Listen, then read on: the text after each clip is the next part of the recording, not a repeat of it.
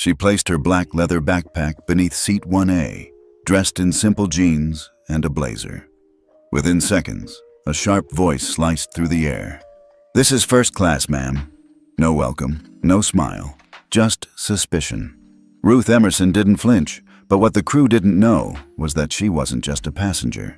She was the CEO of the very airline they worked for, and in the next 12 minutes, their careers would unravel on camera. If you've ever been told you didn't belong, this story is for you, because sometimes quiet power speaks loudest. Ruth Emerson stepped into the cabin with the quiet grace of someone who had walked through storms and come out stronger. Her short, silver-streaked curls framed a face lined not by age, but by wisdom and endurance. She wore tailored dark jeans, a crisp white blouse, and a black blazer, understated, dignified. No designer logos, no flash, just presence. She paused for a moment at the threshold of first class, scanning the plush leather seats before spotting hers. 1A. With calm precision, she wheeled her modest carry-on down the aisle and slid her black leather backpack under the seat. A few glances flicked her way from the nearby passengers, not warm ones. Before she could even lower herself into the seat, a voice rang out like a warning bell. "Excuse me, ma'am." It was sharp, cold, dismissive. "This is first class. You can't leave that there." Ruth looked up. The speaker was a woman in her late 30s, tall, lean, and tight-jawed. Blonde hair tied into a no-nonsense bun. Her name tag read, Angela Green, lead flight attendant. "There are protocols," Angela added, as if Ruth were violating something sacred. "You'll need to store that in the overhead bin, immediately," Ruth replied with calm authority. "It contains sensitive electronics. I'd prefer to keep it under the seat, which is where I'm sitting, 1A. Angela didn't even glance at the boarding pass Ruth held up. Behind her, a man's voice snapped. "I don't feel comfortable with bags on the floor, especially with that size." The voice came from 1B, Mr. Hayden, silver-haired, in a suit too sharp for a casual flight. His wife, Mrs. Hayden, nodded vigorously, whispering, "She's clearly confused." Angela took their cue. "Ma'am," she said again, "you need to check your ticket. This cabin is for our elite-tier passengers." Ruth raised one brow. "I am an elite-tier passenger?" Angela's lips tightened. "May I see your boarding pass?" Without hesitation, Ruth handed it over, printed clearly, in bold letters, Seat 1A, First Class. Angela scanned it. Her expression didn't change. Instead, she walked over to the tablet in the service console, tapped a few times, then frowned dramatically. "It's not appearing in the system," she announced to no one in particular. "We're going to need to verify this." Behind Ruth, Mrs. Hayden sighed loud enough for half the cabin to hear. "This is what happens when they start letting just anyone buy upgrades. Standards are falling." A low murmur passed through the rows like a ripple. No one stepped in. No one said, "She has a right to be here." Just silence, the kind that echoes louder than words. Angela returned with a forced smile that didn't reach her eyes. "I'm sorry, Ms.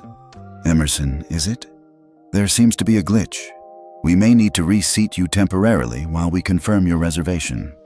Ruth remained standing. Her voice was calm, but steel-lined. "There's no glitch. My reservation was confirmed this morning. Seat 1A, paid in full." Angela's smile tightened. "I understand, but—" "No, you don't," Ruth interrupted evenly.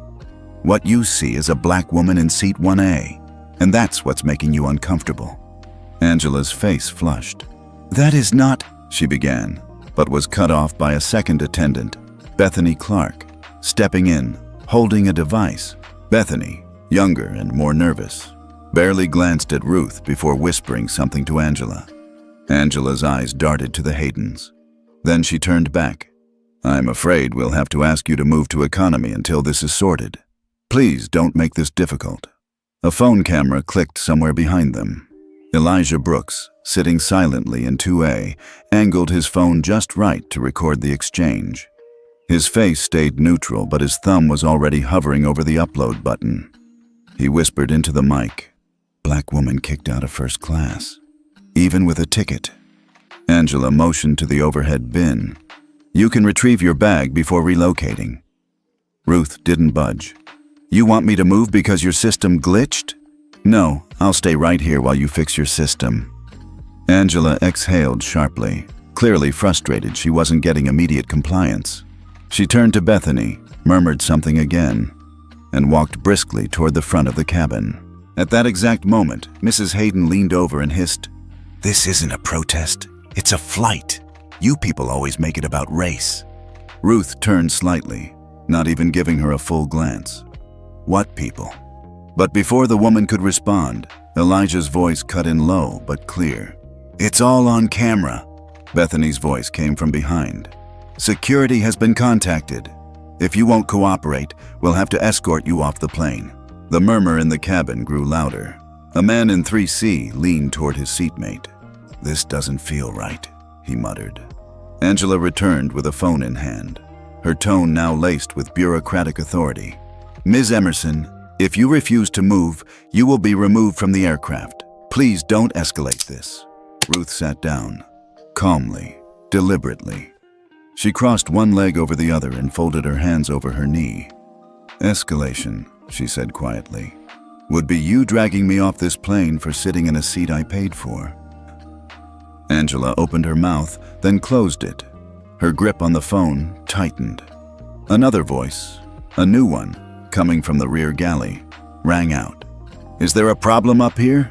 It was the captain, Tom Whitaker, stepping into the cabin, eyes scanning the aisle. "Let's resolve this quickly, we're behind schedule." Angela quickly briefed him, spinning the situation as passenger disruption. Tom's gaze landed on Ruth.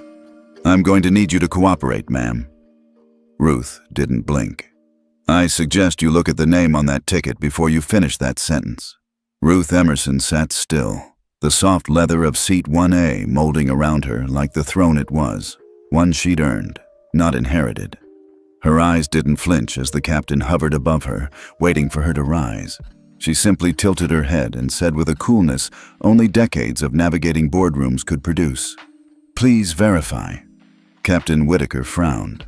"Verify what?" "My seat, my name, my presence," she replied.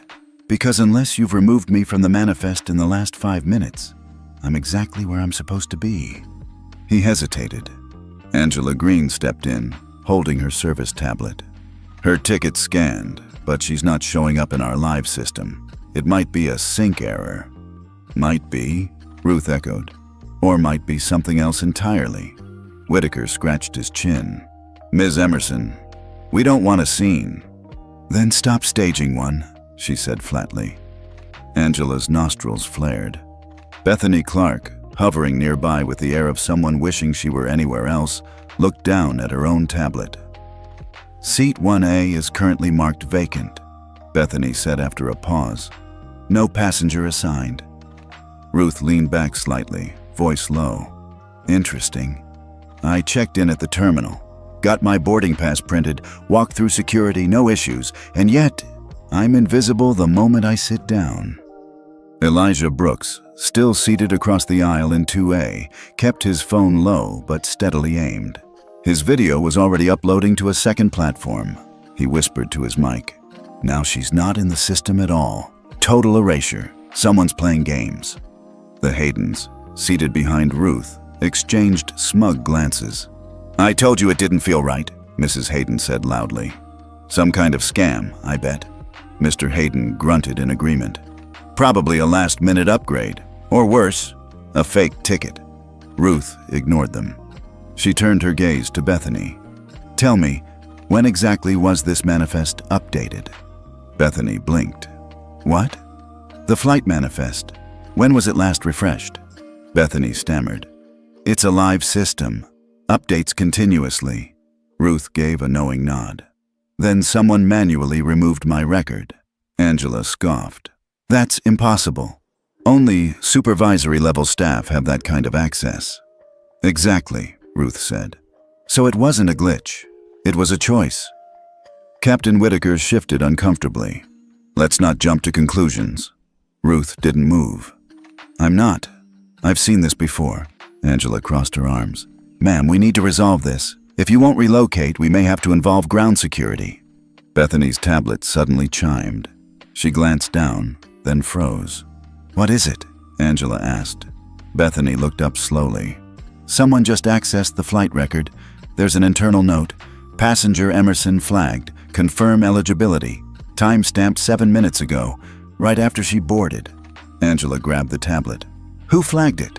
Bethany hesitated. Doesn't say. The user ID is masked. Ruth smiled faintly. And yet here we are, discussing whether I belong. Elijah leaned forward slightly. Sounds like sabotage. Angela shot him a glare. This doesn't concern you. Oh, it concerns all of us now, Elijah said, louder this time. Especially the 10,000 people already watching this stream. Angela paled.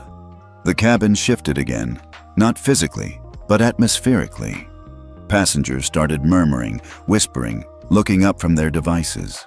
The air thickened, like a storm waiting to break.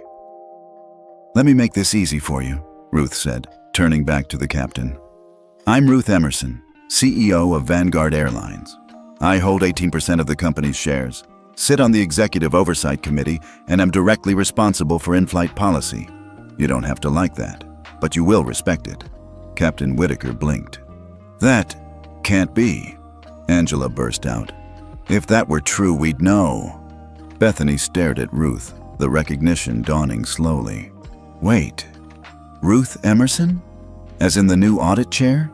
The one from the congressional hearings? Ruth nodded. The same. Bethany took a step back, stunned. Angela stood her ground. I don't care who you say you are. You're not in the system. Until I see proof. You already saw proof, Ruth said. It was on my boarding pass. You just didn't believe it. From her seat in 1A, she reached into her blazer pocket and pulled out a laminated ID card. She held it up. It bore the Vanguard Airlines logo, her photo, and the words, Executive Oversight, Immediate Access Authorization. Angela's face went slack. Elijah's phone caught every second. The captain cleared his throat. We'll double-check the manifest. No need, Ruth said. My assistant is already contacting the board. Expect a call within the next 3 minutes. As if on cue, Bethany's radio crackled. Board office to Flight 317. We need confirmation of current cabin activity. Please respond. Angela hesitated, then clicked her headset. Flight 317 here. We have a minor seating issue. It's being resolved. Another crackle. Please clarify. Is Executive Oversight present on board? Angela swallowed. Yes, confirmed. The voice replied coldly. Then stand down. All in-flight decisions now fall under EO protocol. Further escalation will trigger investigation. Bethany looked like she'd seen a ghost. Angela turned to Ruth, her voice suddenly soft. Why didn't you just say something earlier? Ruth stood slowly. Because I shouldn't have to. That's the whole point. Captain Whitaker stood stiffly, arms crossed just beneath his navy lapels, eyes fixed on Ruth as if sizing up a threat that didn't fit the profile in his flight training manual. Ma'am, if your presence continues to disrupt boarding, we may have to request you deplane for further verification. Ruth didn't blink. Her gaze was steady, unimpressed. Her fingers moved subtly beneath her blazer sleeve, tapping twice against the thin band nestled near her wrist, a barely visible Bluetooth communicator embedded in a smart cuff. I'd advise you not to escalate this, she replied calmly, and certainly not based on optics. The captain tilted his head. Excuse me? Exactly, Ruth said. From the outside, she looked composed. Inside, the pressure simmered. She'd known, when she chose to fly anonymously today, that she was inviting risk. But she hadn't expected this level of overt hostility, nor the rapid coordination it would take to erase her from the system. This wasn't a mistake. It was a maneuver. Bethany stepped back, clearly rattled by the executive order in her earpiece. Angela clenched her jaw, glancing between Ruth and the growing group of passengers whispering among themselves. Meanwhile, Elijah Brooks's phone continued recording steadily. On his live stream, comments exploded. "She's the CEO." Racist staff caught in 4K. "OMG, is this real time?" "Wait, she's not yelling. They are." Ruth shifted slightly in her seat. "Whitaker," she said, this time using his name without the captain prefix. "You're aware that as executive oversight, I carry monitoring privileges on all domestic Vanguard flights, correct?" He blinked. "Those protocols require prior declaration before boarding." "No," she cut in. "They require clearance, which I have." With a subtle flick of her wrist, Ruth tapped a sequence into her cuff. The signal pinged instantly through a private, encrypted channel. In a conference room hundreds of miles away, a red light blinked on. Across 3 time zones, 5 board members stopped mid-call and turned toward the screen at the end of their table. "Feed initiated," Chloe Ross said, adjusting her earpiece as she patched into the hidden cabin camera mounted above the galley door. The video feed lit up. Ruth, seated calmly in 1A, Angela standing over her, Whitaker by the cockpit, Bethany frozen nearby. Board member Julia Sterling leaned forward. "Is this live?" "Yes," Chloe said. "Confirmed." Ruth activated Emergency Escalation Protocol 2, direct line monitoring. "We're observing in real time." Back on the plane, Whitaker reached for his own device, thumbing through updates. "Ma'am." "Call me Ms. Emerson," Ruth said, tone sharpening. "We're well past casual now." The PA system dinged softly. Boarding was frozen. Ground crew stood at the entry bridge, unsure whether to close the door or pull the jetway. Angela's voice quivered slightly. "Why go this far?" Ruth stood up. Not aggressively, but deliberately. "Because someone tried to make me disappear," she said. "And I don't vanish. Not from systems, not from memory, and certainly not from accountability." The lighting above them flickered, a subtle shift as the cabin camera adjusted to track facial cues. Elijah's phone buzzed. His stream crossed 100,000 viewers. At that exact moment, Chloe's voice came softly through Ruth's discreet earpiece. "Board is online. You're live." Ruth nodded almost imperceptibly. Then she turned to the captain. "Let me ask you directly, who authorized the flag on my profile?" Whitaker hesitated. "I don't know."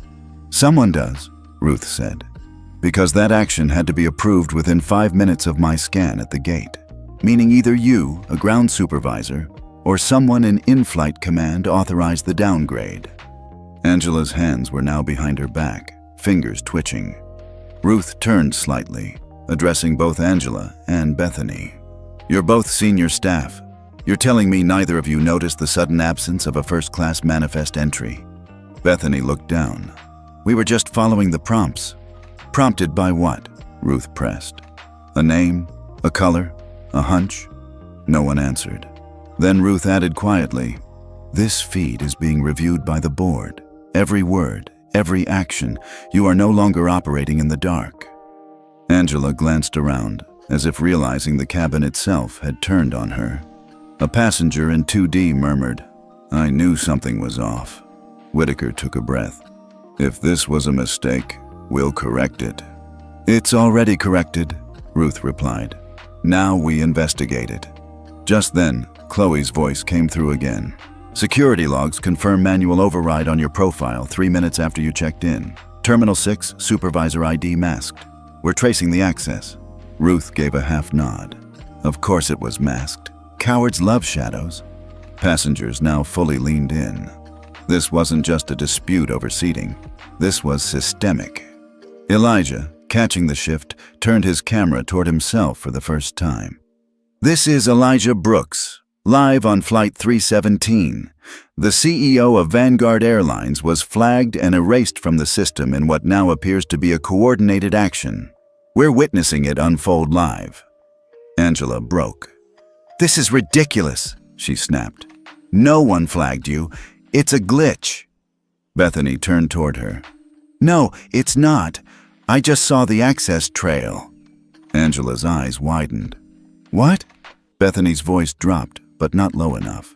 Your login was the last one before the manifest changed. The cabin went dead silent. Ruth didn't gloat. She didn't need to. The truth, now unspooling live across the internet and in a boardroom 3 states away, did all the work. You weren't afraid I didn't belong, Ruth said softly. You were afraid I did. The tension inside the cabin hadn't broken. It had simply settled into a more dangerous silence, the kind that came not from uncertainty, but exposure. Ruth Emerson sat back down in seat 1A, her spine perfectly straight, her chin slightly raised. Her fingers rested calmly on her lap, but her eyes stayed sharp, tracking every movement, every shift in tone, every whisper that thought itself unheard. Angela Green moved stiffly toward the galley, whispering to Bethany in a voice far less controlled than before. "This is insane," she hissed. "People like her don't fly here, and certainly not in 1A. What she didn't realize, or perhaps forgot in the panic, was that Elijah Brooks's phone was still recording. His mic, set to automatic gain, caught every word. He didn't react, not visibly, but his thumb hovered over the save clip button, isolating the last 15 seconds. People like her. That phrase had echoed in Ruth's life before, and as the cabin dimmed slightly for takeoff prep, the memory rushed in without mercy. 33 years earlier, Washington, D.C., boardroom, frosted glass, mahogany table. Ruth sat at the far end, flanked by 4 men in gray suits. She was the only woman in the room, the only black face, the only candidate who wasn't Ivy League, though her credentials from Howard and MIT glistened. She had spent 6 months in the pipeline, passed every exam, crushed every simulation. She'd led 2 regional turnarounds that saved Vanguard Airlines from regulatory penalties, and yet the board's tone that morning had been off. "So," said Mr. Hayden, then merely a mid-level board member, "we've all reviewed Ruth's numbers. No one doubts her competence." He smiled, as if that praise should be enough. Then came the turn. "But we're also discussing brand positioning," he added, glancing at the older white men around him. "And optics matter. She doesn't quite fit the public-facing image we've built." Ruth didn't flinch then either. She simply asked, "What image is that?" There had been a pause. Then the chairman, a gray-haired senator's cousin, chimed in. "You're highly capable, but we need someone more aligned with legacy branding." She'd known exactly what they meant. "You're smart, you're strategic, but you're black. And that makes our donors uncomfortable." They never said it. They never had to.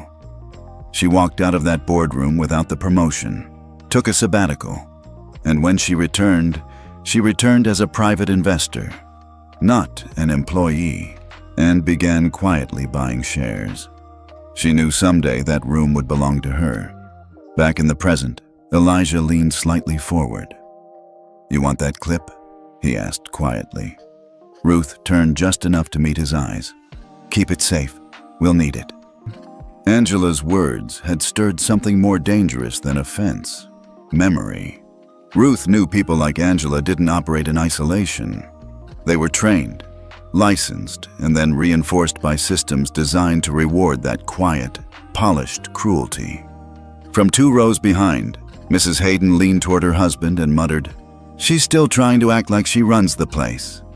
Mr. Hayden, now late 60s, but still sharp-jawed and composed, smirked. "Let her. We crushed her once. We'll do it again." Elijah's brow furrowed. He glanced at them, thumb ready again, and caught it. Ruth turned slightly. "Do I know you?" The Haydens blinked. "I'm sure you've met many people," Mr. Hayden said smoothly. "No," Ruth said slowly. "It's not just familiarity. It's memory." She tilted her head. "You sat on the advancement committee, didn't you? Early 90s? Mrs. Hayden's face tightened. "That was a long time ago." "Indeed it was," Ruth said. "Back when optics kept people like me out of rooms we'd already earned our way into." Mr. Hayden straightened.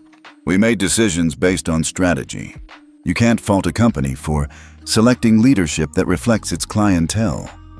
Ruth's voice dropped to a near whisper, but somehow carried across the cabin.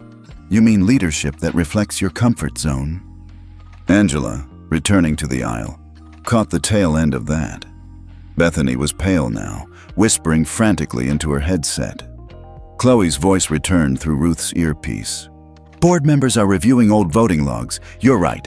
Hayden cast the deciding vote. It's on record. Ruth didn't react. She didn't need to. The board's memory, the digital one that never forgets, was now catching up to hers. Elijah looked up. It's personal now, isn't it? Ruth shook her head. It was always personal. They just pretended it was business.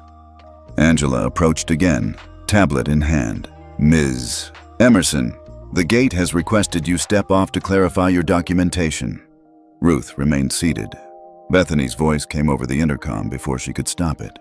We're currently reviewing manifest discrepancies. Thank you for your patience. Angela's eyes narrowed. Ma'am, you're creating a disruption. No, Ruth said softly. I'm exposing one. Elijah chimed in. I just uploaded the Hayden clip. 2,000 views in 30 seconds. Angela reached for her radio. We need to close the cabin. No, Bethany cut in, voice now firm. We're under executive oversight. We don't move until Ms. Emerson clears it. Angela turned sharply. You're taking her side? I'm taking the truth's side, Bethany replied, her voice steady for the first time. Ruth's eyes glinted, not with triumph, but quiet clarity. 30 years ago, they erased her with a vote. Today, they were being erased by exposure. Angela Green moved like someone who had just realized her control was slipping but refused to admit it. With forced precision, she strode toward seat 1A and without asking, reached down and grabbed the handle of Ruth Emerson's black leather backpack. The moment her hand touched it, Ruth's voice cracked like a whip. Don't touch my property. Angela didn't stop. This needs to be secured in the overhead bin. I warned you. The backpack barely moved before another voice rang out, firm and clear, from further back. Ma'am, stop that. She didn't do anything wrong. Heads turned. A woman in seat 4D stood halfway up, her face tight with disbelief. I watched her sit down like anyone else. You've been after her since the moment she boarded. Angela froze, hands still on the strap. She glanced at the woman, then back at Ruth, clearly calculating her next move. Ruth didn't raise her voice. She didn't need to. You are now handling corporate property. Inside that bag is a secure company device containing sensitive data. You've just triggered a compliance violation. Angela's hand shot back as if burned. Bethany, still standing by the galley, looked away, shame crawling up her neck. Elijah Brooks didn't flinch. His phone was already uploading the confrontation. As the thumbnail processed, he saw the live count tick upward. 1.2 million, 2.4 million, 3.0 million views. 9 minutes. His caption, Black CEO's bag grabbed by flight staff. First class meltdown caught live. The comments were flooding in. She's calm. Why are they wilding out? Fire Angela immediately. This is 2025. How is this still happening? Angela turned toward Bethany. You need to regain control of this cabin. Bethany didn't move. We lost control the moment you flagged her. Angela's jaw twitched. I'm reporting you to crew command. Before anyone could respond, the overhead intercom crackled. Ladies and gentlemen, this is your captain speaking. Due to an unresolved issue, we'll be delayed a few minutes. It wasn't just a delay. It was a stall tactic. Ruth knew it. So did Chloe, who came through her earpiece immediately after. Ruth, we've traced the flag. You were right. Ruth didn't speak out loud. She merely nodded once, her signal for Chloe to continue. It wasn't a standard crew override. The system was accessed through a shadow credential, internal bypass. Someone tried to scrub your presence without authorization. Angela turned sharply, sensing something was happening. Are you speaking to someone right now? Ruth looked up slowly. I am. Angela scoffed. Great. So you're coordinating this circus from the cabin? No, Ruth said. I'm watching the fire you lit spread. Elijah raised his voice now, addressing the cabin. For anyone just joining, this is live. CEO Ruth Emerson of Vanguard Airlines was erased from the flight manifest mid-boarding. Now the flight crew is trying to remove her physically. We've confirmed internal tampering.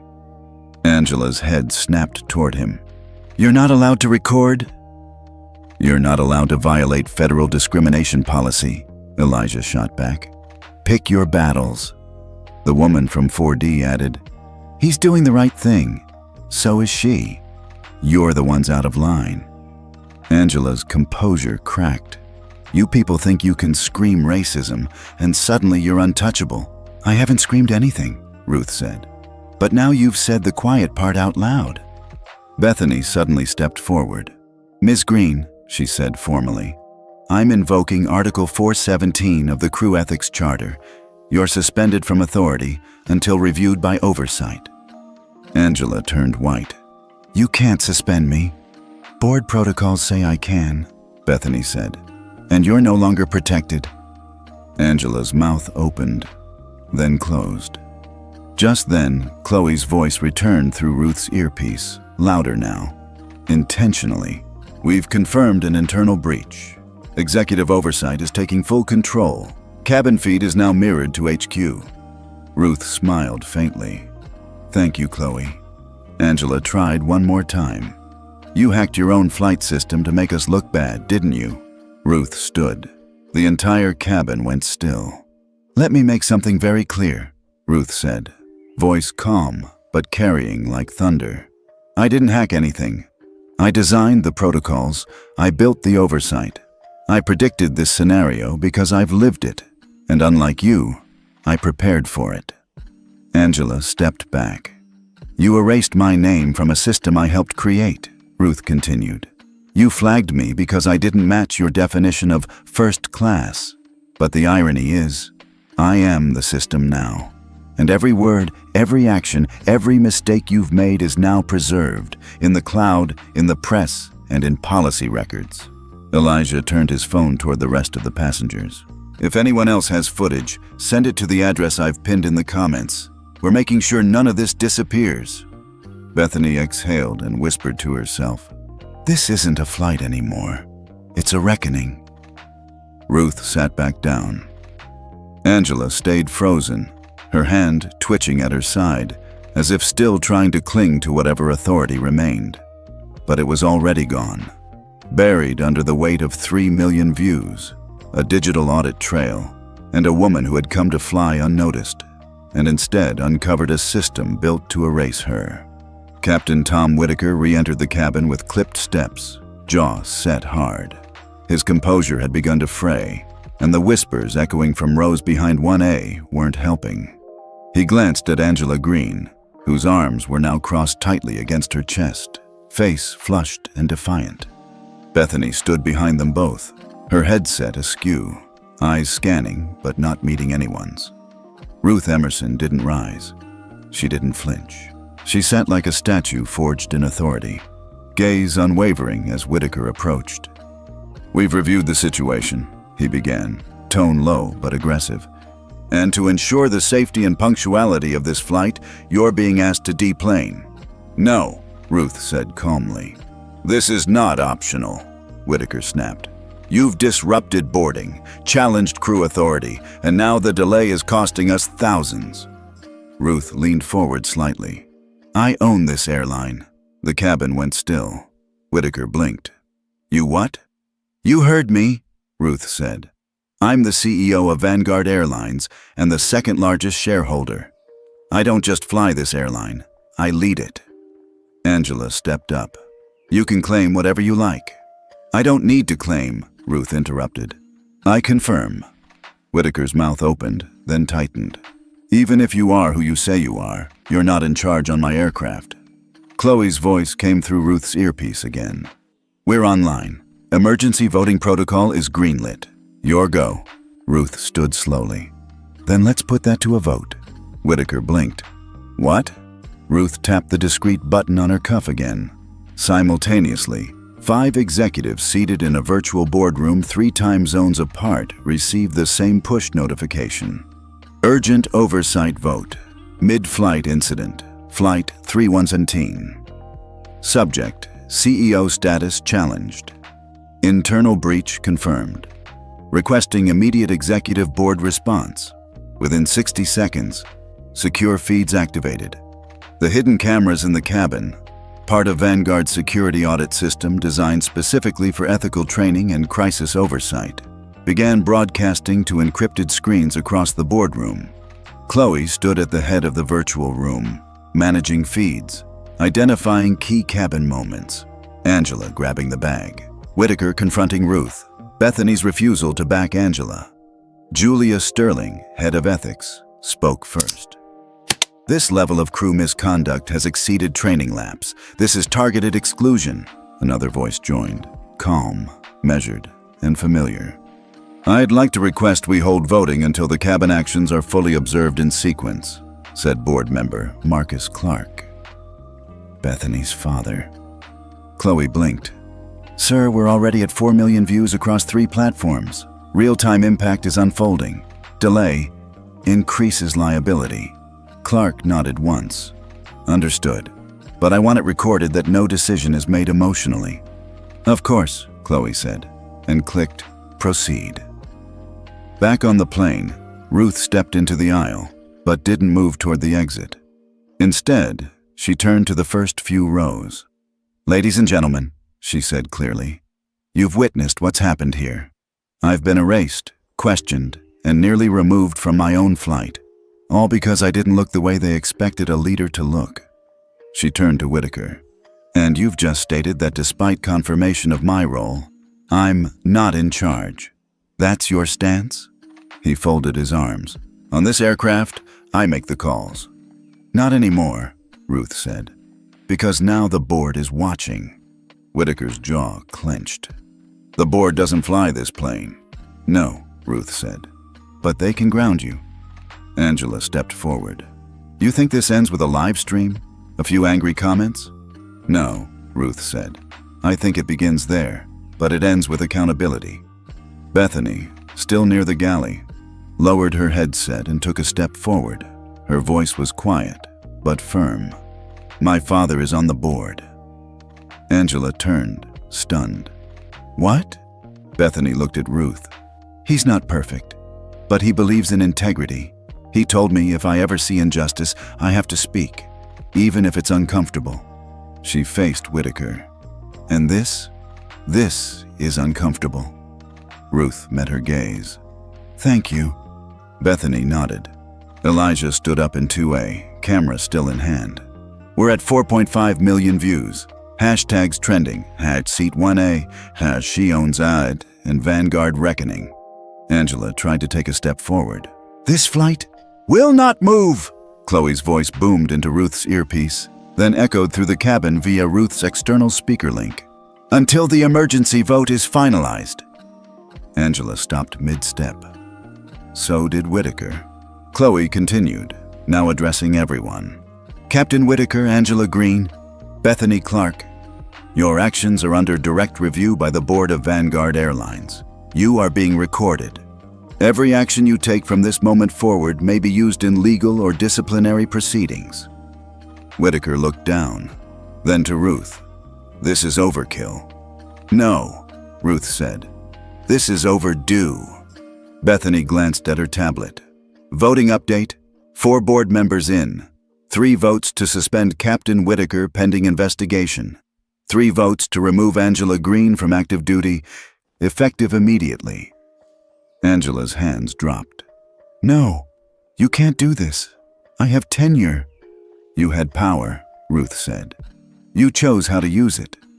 A moment later, Bethany's screen pinged again. 5th vote in. Motion passed.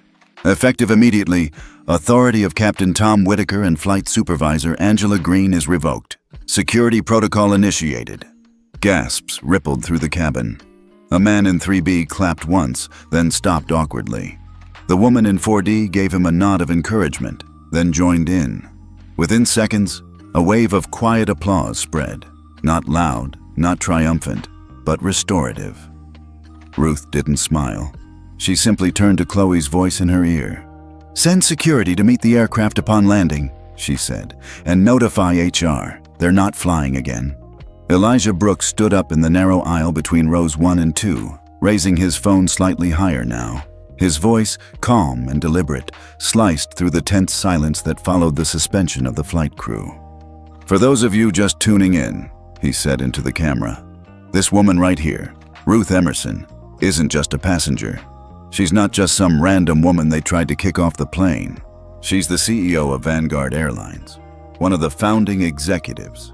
And today, they erased her name from the system and tried to remove her from her own company's flight." The cabin fell into stunned silence. No movement, just silence. And then a wave of slow, audible realization. The woman who had quietly boarded, carrying nothing but a black backpack and grace, had just been revealed as the very person responsible for this airline's future. A man in 3C leaned forward, mouth open. "Wait, what?" Bethany, standing near the service galley, covered her mouth with one hand. Her eyes filled instantly. Angela had just been suspended. The captain was stripped of command. And now this? Bethany's voice cracked. I didn't know." Ruth turned slowly in her seat and looked at her. "That's the point, isn't it? You didn't know. But you assumed." Bethany wiped her eyes quickly, nodding. "I'm sorry." Ruth didn't reply. Not yet. Behind Elijah, murmurs broke out across the rows. "She's the CEO? Unbelievable. They tried to throw her off the plane." Of her own airline. A woman in row 5 whispered to her husband, "That's the same woman from the congressional hearing last year. Remember? Ethics in air travel." He nodded grimly. The gravity of the moment settled in. No one could pretend this was just a seating issue anymore. Suddenly, a quiet voice from row 6 spoke up. Calm, smooth, with a slight Midwestern lilt. "If I may," the man said, standing slowly and adjusting his glasses. He was tall, African-American, dressed in a soft gray blazer, jeans, and no tie. He had the kind of presence that didn't demand attention, but commanded it once you noticed. "My name is Malcolm Reed," he said, pulling a slim wallet from his inside pocket and flipping it open. "I'm a federal civil rights attorney with the Department of Justice." The cabin held its breath. "I specialize," he continued, "in discrimination cases involving public accommodations, transport systems, and systemic racial bias." He turned toward Ruth and gave a slight nod. "I've followed your work, Ms. Emerson," he said. "It's an honor." Ruth raised an eyebrow, but didn't speak. Not yet. Malcolm turned toward the rest of the passengers. "What I've witnessed in the last hour includes possible violations of the Civil Rights Act, FAA regulation breaches, and systemic negligence. The removal of a manifest entry, targeted exclusion from a paid seat, and statements captured on multiple recordings constitute more than misconduct. They point toward institutional bias." Angela, seated in the rear jump seat now under watch, turned pale. "You're filing a complaint?" Elijah asked, lowering his phone for the first time. Malcolm nodded. "More than a complaint, a federal brief." Ruth's eyes met his. "I didn't ask for that." "You didn't have to," he said. "The evidence asked for you." The woman from 4D whispered, "Good. About damn time someone stands up." Malcolm nodded toward Elijah. "Do you have time-stamped footage, audio, and full chronology?" "Everything," Elijah said. "Backed up twice. Already stored in cloud." "Send it to me," Malcolm said. "I'll forward to DOJ channels as preliminary evidence." Ruth sat very still. The board was watching. The cabin was recording. Now the Department of Justice was documenting. What began as humiliation was quickly becoming an institutional reckoning. A passenger in row 7 raised their phone and asked, "Ma'am, what do you want us to do?" Ruth looked at her for a long moment. Then she answered, voice low but resonant. "I want you to remember what you saw here. Not for me, for yourselves. Because silence makes these things invisible, and what's invisible never changes." Bethany, still shaken, stepped forward. Can I do anything? Ruth looked her in the eyes. Speak, when it's hard, especially then. Bethany nodded. In the rear of the plane, Angela's headset buzzed, but no one answered her anymore. In the boardroom, hundreds of miles away, Chloe stood before the screen and turned toward Marcus Clark, Bethany's father. You seeing this? She asked. Marcus didn't answer immediately. Finally, he said, I didn't know my daughter still had that in her. Chloe smiled slightly. Seems she learned the right thing anyway. Malcolm pulled out a notepad and began jotting notes. This plane is now a federal scene, he said quietly. What happens next will set precedent. And Ruth, CEO, survivor, strategist, sat quietly in seat 1A. Not because she'd won, but because now, finally, the real battle was beginning. The announcement came through not the intercom, but Ruth's discreet earpiece, Chloe's voice crisp and businesslike, barely concealing the storm that was now gathering behind the scenes.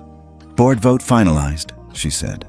Effective immediately, Captain Thomas Whitaker, Flight Supervisor Angela Green, and Flight Attendant Bethany Clark are suspended from duty pending full investigation. Ruth nodded once and looked up. Then she stood. Every eye in the cabin turned to her. I've just received confirmation from our board, she said clearly, her voice carrying not through amplification but through conviction. This flight crew, Angela Green, Thomas Whitaker, and Bethany Clark, are hereby suspended. Gasps broke out. Several passengers leaned forward. Some instinctively clapped. Others whispered variations of, finally, about time, and she did it. Ruth raised one hand slightly, asking for calm. Then she turned to Angela, who was now seated in the jump seat near the galley, arms rigid across her chest. You are no longer authorized to make decisions on behalf of Vanguard Airlines, Ruth said. You will remain seated and await removal by security upon landing. Angela opened her mouth, then closed it. There was nothing left to defend. Bethany stood stiffly by the curtain separating the galley, trembling. She opened her lips as if to speak, but Ruth looked at her, not coldly, but firmly. You may have hesitated to act, Ruth said, but you chose clarity when it counted. That will be remembered. Bethany's eyes welled. She said nothing. Whitaker emerged from the cockpit at that moment, flanked by a younger co-pilot whose face was frozen in disbelief. The captain looked at Ruth, then at the passengers, and spoke like a man already defeated. I was trying to maintain order. Ruth met his gaze, and in doing so, you violated the very system you were sworn to uphold. He didn't argue. He merely nodded and stepped back. At that moment, something in the cabin shifted. Not just relief, but the emergence of something else. Trust. A few scattered claps became a wave. Applause spread from row 1 to row 10. Slow at first, then stronger. Not a celebration, but a recognition. This was more than retribution. It was repair. Elijah kept recording, captioning his newest video. CEO removes entire crew mid-air after systemic discrimination. Justice at 30,000 feet. At 6.2 million views, the hashtags #SheOwnsIt and #CabinCleanse were now trending across platforms. Ruth returned to her seat. She reached into her bag, not for her phone, not for her ID, but for her company-issued iPad. She unlocked it with a quick scan and opened the internal staff management portal. Chloe's voice returned. Ruth, while we've got a pause, something's come up. I'm listening, Ruth replied. We just pulled archived training modules from the internal learning system. A document surfaced, dated 2018. Send it to my screen, Ruth said, already bracing. Seconds later, it appeared. The header read, Passenger Risk Indicators, Behavioral Heuristics for Onboard Staff. Ruth's eyes scanned quickly. Section 3.4, Mitigating Escalation. Flight crew may use discretion to identify passengers who may not align with traditional first-class behavior profiles. Prioritize regulars and low-risk appearances to ensure cabin cohesion. Beneath that, note, less risk with regular passengers. Ruth froze. Elijah noticed her expression change. You okay? She turned the screen slightly. He read it, and his mouth dropped. That's official policy? It was, Ruth said darkly. Until this moment. Chloe chimed in again. That language was embedded in a module signed off by former HR head, who now sits on the shareholder advisory board. Trace every approval, flag every module, Ruth ordered. I want it pulled system-wide by the time we land. You got it, Chloe said. Ruth turned toward Malcolm Reed, the DOJ lawyer in row 6. We've just confirmed a 2018 document suggesting systemic profiling was not incidental. It was trained. Malcolm stood up, eyes flashing. Send it to me. That moves this into a whole new category. Civil litigation for pattern and practice discrimination. Angela, who had overheard, whispered hoarsely. It was part of training. We were just doing what we were told. Ruth looked back, not with anger, but with something sharper. Truth. And that's the problem, she said. Angela looked down. From the intercom panel, the co-pilot's voice came on. Ladies and gentlemen, we'll be delayed approximately 15 minutes as we coordinate new crew arrangements and debriefing. Thank you for your continued patience. Ruth closed the iPad and looked out the window. They were still thousands of feet in the air, but the ground had already shifted, and for the first time in a long time, she felt the balance of power had finally returned, quietly, deliberately, to where it belonged. Ruth Emerson stood once more, her presence now impossible to question, her authority undeniable. She looked down at the iPad still glowing in her hand. The words from the training manual seared into the screen. Less risk with regular passengers. Then she turned to face the cabin. This wasn't a glitch, she said calmly. This wasn't bad luck or poor communication. Her voice rose just slightly, not in volume, but in weight. This was never an accident. It was policy. A ripple went through the rows. Not gasps this time. Something quieter. Recognition. You're saying they trained for this? Asked a passenger in 4D. Ruth nodded. I'm saying this airline taught its staff, quietly, discreetly, that some passengers deserved less trust, less patience, less room. And let me guess, said Elijah, standing near his seat, phone still in hand. The ones who didn't look first class? Exactly, Ruth replied. Malcolm Reed, the federal attorney, had already pulled out his tablet, reviewing the PDF Chloe had forwarded. Language like this doesn't appear by accident, he said. It gets drafted, reviewed, signed, and embedded. Angela, still seated off duty and under observation, muttered, It was buried deep in the onboarding. Most of us never even questioned it. That's the point, Ruth said. You weren't supposed to. Bethany stood at the galley divider, frozen, her lips slightly parted. Across the cabin, more voices began to rise. First one, then another. A black woman in 3C lifted her hand. 2 years ago, I was asked to prove my first-class ticket twice before I could board.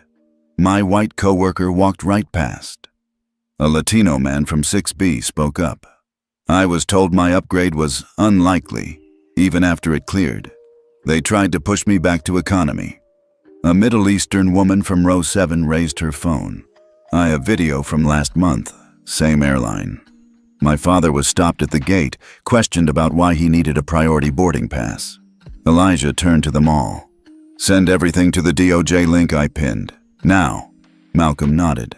Pattern and practice cases require volume. This is building something bigger. Ruth remained steady, but inside, her blood simmered. She'd known there was rot, but she hadn't known how deep it ran. Or maybe she had. Maybe she just hadn't let herself look until it hit her directly. Then came the next wave. Chloe's voice returned through the earpiece. This time, measured, serious. Ruth, we found something else. Ruth stepped back toward her seat and tapped to receive the file. A scanned memo. Header from 2017. Vanguard Airlines Internal Training Development. Subject line: Heuristic Passenger Risk Model, Tier 1 Approval. And at the bottom, 2 signatures. William Hayden, Training Consultant. Matthew Clark, Legal Compliance Advisor. Ruth stared at the screen. Mr. Hayden, still seated behind her in 1B, the same man who'd muttered, "Let her pretend she runs the place," just hours earlier. She turned, slowly. "Mr. Hayden," she said, voice clear. The older man blinked. "Yes? Did you write this?" She turned the screen slightly so he could see. His eyes narrowed. "That was years ago. But you signed it." "It was never implemented." "It was embedded," she replied. "Buried in a module no one noticed because it didn't say racial bias. It said heuristics. It said instinct. It said people like her don't fly here." Gasps this time, from passengers who had no idea what the Haydens were about to become. Mrs. Hayden stiffened. "We were trying to protect brand consistency." "No," Ruth said. "You were trying to protect comfort. Yours." Elijah stepped closer. "So let me get this straight. You, sitting here behind her, created the very policy that tried to erase her?" William Hayden didn't answer. Bethany took one step forward, her voice shaking. "Grandpa?" The entire cabin went still. Ruth blinked. "Grandpa?" Bethany nodded slowly. "I didn't know." William Hayden looked up sharply. "That's irrelevant." "It's not," Bethany said, louder now. "Because you taught us to observe, to identify risk. And I did. But it wasn't Ruth. It was you." Malcolm took a step into the aisle, holding up the signed memo. "This document, combined with passenger testimonies and internal system evidence, is sufficient to begin federal proceedings," he said. "And if there is any evidence this language influenced behavior beyond this incident, we're not talking about a fine, we're talking about class action." A murmur of agreement swept through the rows. Chloe's voice came back into Ruth's earpiece. "Board wants confirmation. Do you want us to open formal inquiry into William Hayden's contract?" Ruth didn't hesitate. "Yes, effective immediately." "And Bethany?" Ruth looked at her. Bethany looked small, crushed, but not guilty, not anymore. "She stays," Ruth said. She spoke up. Chloe responded, "Confirmed. Legal reviewing Hayden file now." William Hayden leaned back, fuming, his hands twitching with decades of entitlement finally running dry. Ruth sat again. For the first time in hours, she took a breath not from defense, but from clarity. She hadn't just survived, she'd revealed the system, and now it would answer. At 37,000 feet, Ruth Emerson sat motionless in seat 1A, her fingers laced gently in her lap, her posture poised yet grounded. But far below, the world was shifting, not gradually, not in whispers, but in shock waves. The first push notification came through Elijah Brooks's phone. CNN breaking news. CEO allegedly erased from own airline's manifest. Viral incident sparks federal inquiry. Seconds later, Malcolm Reed's inbox exploded with media requests. Then came the New York Times. Seat 1A incident, systemic bias at 30,000 feet? BBC followed shortly after. #She belongs here, trending worldwide. Discrimination on US. Airline raises global alarm. Elijah, standing in the aisle now, showed Ruth the screen. "It's blowing up." She didn't smile. She only asked, "How many?" He checked again. 8.4 million views. Just crossed 1 million shares. Another notification pinged. Vanguard Airlines, VAGX, stock falls 12% in early afternoon trading. Market reaction attributed to real-time viral incident involving airline CEO. Within minutes, the airline's PR team, scrambling from their New York office, issued a cold, generic tweet. "We are aware of the incident on Flight 317 and are reviewing all information. We remain committed to equity and fairness." The ratio was immediate. 50,000 replies, nearly all furious. Elijah turned to Malcolm. They didn't even say her name. They never do at first, Malcolm replied, tapping his notes. They hope it goes away. But it wasn't going anywhere. In fact, it was only about to spread further. A new alert flashed across Ruth's iPad from an internal comms relay used by executive-level contacts. From Sheila Eng, CEO, Atlas Air. Subject: Internal Policy Confirmation. Ruth, for what it's worth, we saw signs of this training model years ago when former Vanguard staff applied for positions here. They used language we didn't teach, heuristics, appearance profiling. We suspected something systemic. We just never had proof. Ruth read it twice.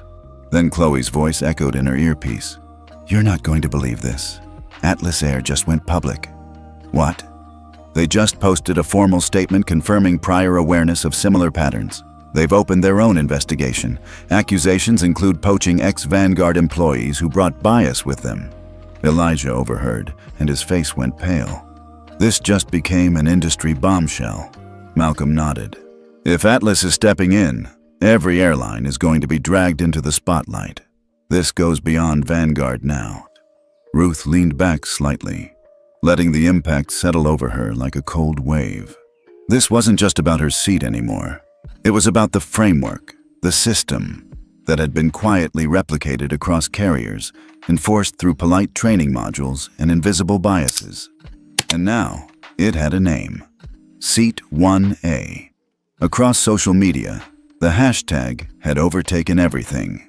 She belongs here. Cabinode #erase. No more. Flight 317. Truth celebrities retweeted. Public figures chimed in. Activists called for reform. Airline watchdogs began issuing side-by-side comparison charts of customer complaints by demographic. Patterns emerged. Passengers from all over began uploading videos, old and new, sharing stories of being questioned, delayed, or downgraded without cause. And then came the market hit. By the time Flight 317 began its slow descent toward Seattle, Vanguard stock had plummeted 18%. Within the hour, it would hit 22%. Analysts on Bloomberg spoke in clipped tones. This isn't a PR crisis. This is a trust crisis. Vanguard's entire training culture is under review. This incident exposed the Achilles heel of the airline industry. Elijah looked around the cabin. Everyone feels it, don't they?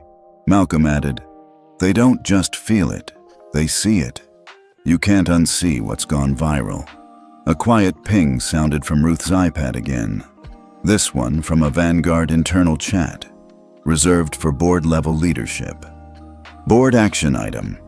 Proposal to freeze all non-critical training programs pending review.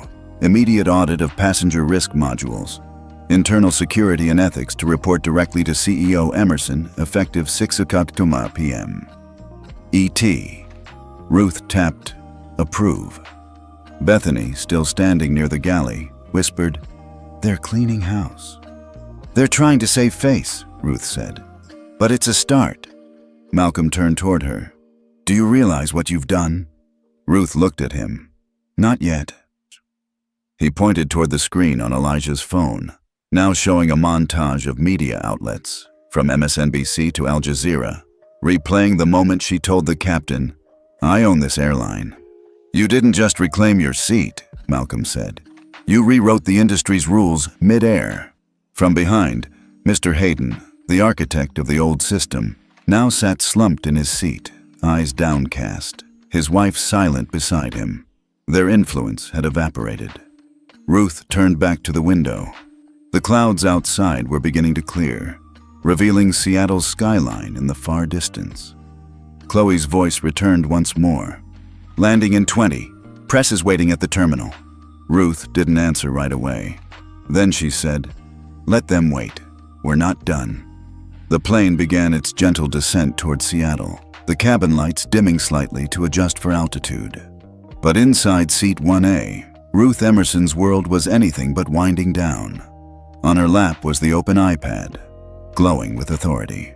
The digital interface displayed the most powerful corner of Vanguard Airlines' internal structure, executive directives.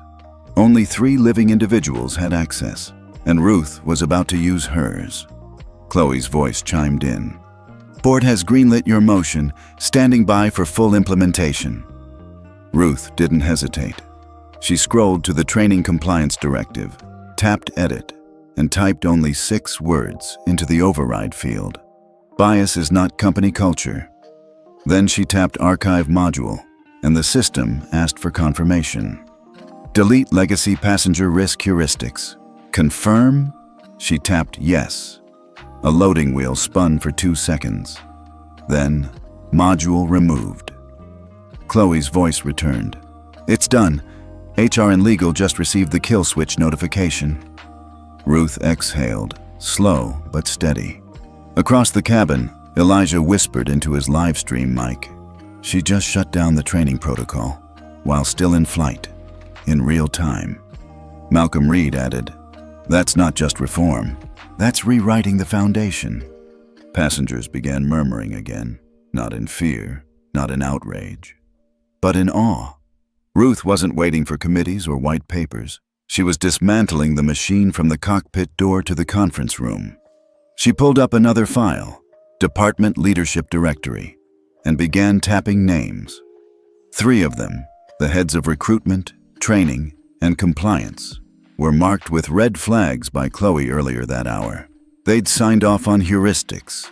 They'd approved discretionary boarding alerts. They'd promoted Angela Green 3 times despite a dozen internal complaints. Action, suspend. Effective immediately. Another file opened. Create new Ethics and Audit Task Force. She paused, then typed 2 names. Malcolm Reed, DOJ, Civil Rights Attorney, external appointment. Bethany Clark, Interim Flight Ethics Liaison. She paused again before typing the second, but Bethany had earned it. She didn't just apologize, she took a risk. And Ruth knew that if reform had any chance of working, it needed voices from inside.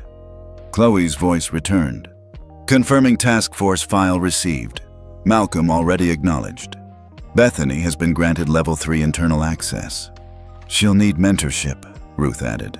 Assigning her to Lisa Torres when we land, Chloe replied. The internal reform director from DC. Perfect, Ruth said. Malcolm glanced toward her and gave a silent nod. She returned it. Then opened a 3rd tab. Shareholder Relations. She scrolled past the formal board titles, past the committee assignments, and landed on the section that mattered most to corporate ears, capital stakeholder voting power. Her name sat second. Ruth Emerson, 17.9% ownership. Capital Voice, Tier A1. She tapped, Compose Message. The body of the note was brief. To all members of the Vanguard Board, Shareholder Advisory, and Capital Oversight Committees, effective immediately, I am placing my entire equity stake under provisional freeze. If Vanguard Airlines does not implement structural reform, including independent oversight, public accountability, and full transparency regarding discriminatory policies, I will begin a staged capital withdrawal. My capital investment will be redirected into competitors or foundations whose ethics match their public statements. This is not a threat, it's a standard of leadership and a line in the sand.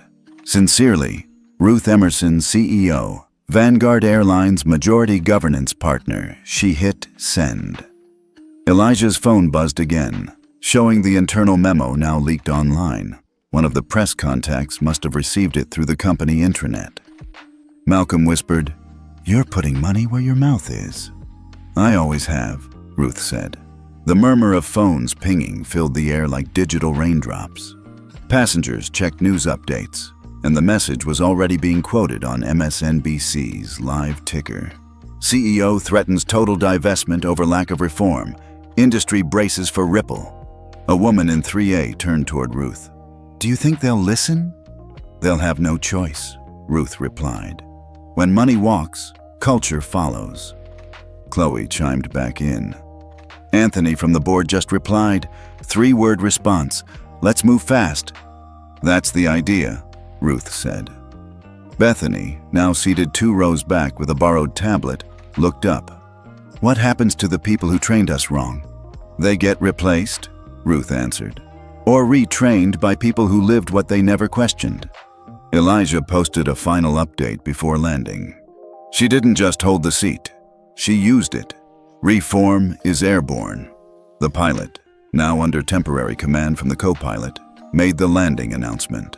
As wheels touched down, passengers erupted again, not with cheers, but a wave of applause, soft and genuine, the kind reserved not for arrival, but for clarity. As the jet taxied toward the gate, Ruth closed the iPad, exhaled deeply, and whispered under her breath, "One more to go." 1 week later, the jet bridge at JFK was unusually quiet.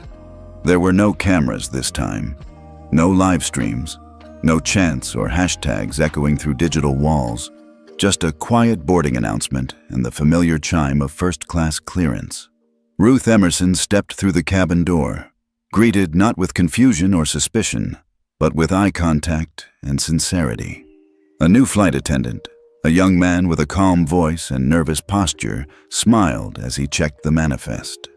Then his expression shifted, recognition dawning. He straightened and said, clearly and with no hesitation, "Welcome back, Ms. Emerson." Ruth offered a slight smile.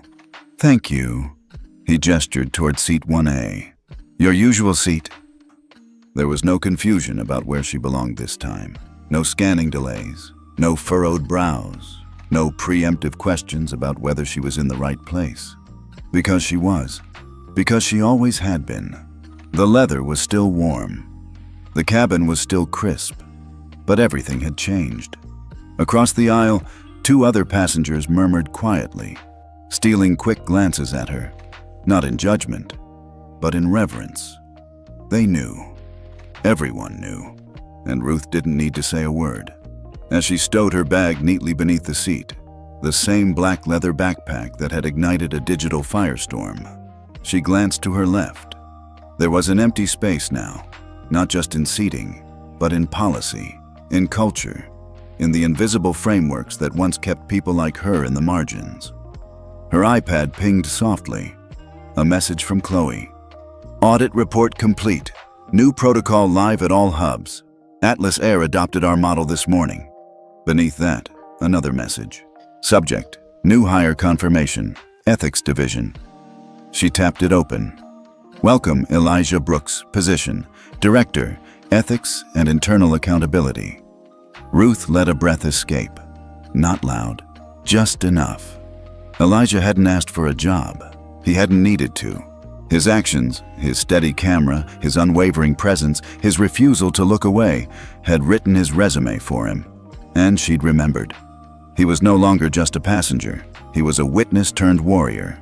The exact kind of person a company needed in its bloodstream if change was going to stick. Chloe's message continued. "He starts Monday. Already set up with Bethany and the review team. We're calling it the Seat 1A Initiative." Ruth tilted her head. She hadn't chosen the name, but it felt right. Seat 1A had once been a battlefield. Now it was a monument, not to position or power, but to presence. She scrolled through a few more notes, press follow-ups, leadership briefings, shareholder rebounds. Vanguard stock, after plummeting over 20%, had begun recovering, not because the scandal had been buried, but because transparency had prevailed. The market didn't just want stability, it wanted leadership, and Ruth had offered both. As she closed the tablet, the attendant returned.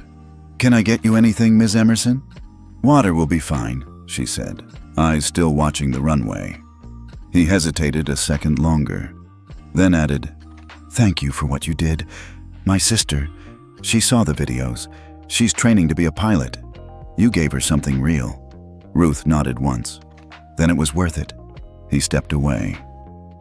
The seatbelt sign dinged. The jet engines began their slow roll toward takeoff, and then another chime. This one from the flight phone passed quietly through first class. The attendant returned. "Message for you, ma'am. Hand-delivered by courier. No digital copy." She raised an eyebrow and accepted the envelope. The handwriting was shaky, elegant, and slow. She unfolded the page.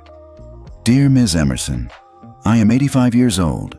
In 1960, I was forced off a bus in Alabama for sitting too close to the front. They called it a policy. I called it cruelty. I have watched you, not just in that seat, but in the silence after. You didn't raise your voice. You didn't plead. You just stayed. You sat down so we all could stand. Thank you. With deep love and respect, Mrs. Grace Whitmore, Montgomery, Alabama. Ruth held the letter still for a long time. Then, gently, she folded it. Not with reverence for the paper, but for the generation behind it. She tucked it into her blazer pocket, placed both hands on the armrests, and leaned back into seat 1A, not as a CEO, not as a figurehead, but as a woman who had for too long been asked to move, to shift, to shrink. Not anymore. Outside, the runway cleared. The clouds parted. And for the first time in a long time, Ruth Emerson lifted off without resistance. On her terms, in her seat, with her name in the system, where it had always belonged.